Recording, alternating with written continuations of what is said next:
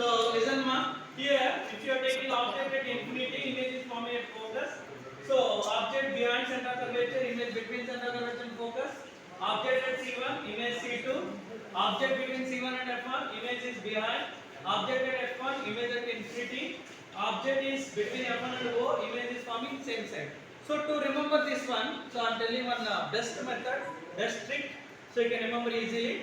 So fingertip method. So what is that? So you consider this infinity. This is one focus. Infinity focus. Okay. So this is beyond center curvature.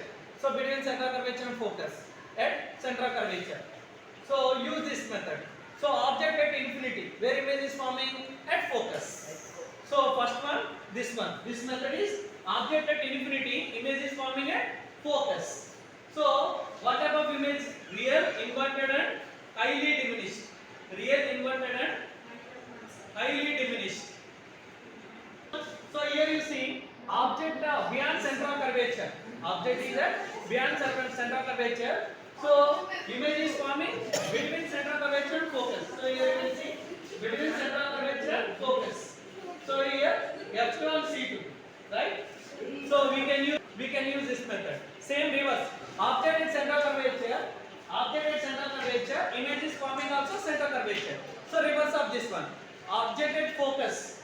Object at focus. So this is central curvature over. Object at focus. You can see here. Object at focus. Where image is forming at infinity. So like this. So now you see this is the sixth case. So very important case. Very important. Object is placed between F1 and O. Image is forming same side. Same side. What is the nature of the image? Virtual, erect and highly enlarged. Sorry, enlarged only. Here highly enlarged only for highly diminished first case and at infinity highly enlarged. Remaining case enlarged only. Okay, so by this fingertip method we can understand easily. So remember one point: infinity, focus. So remember, object at infinity, image formed at focus. Object at focus, image formed at infinity. Object beyond central curvature, image forms between central curvature and focus. Object between central curvature and focus, image will form behind central curvature. Object at central curvature, image forms also central curvature only. By this method, we can easily learn this, we can easily remember this concept. Thank you.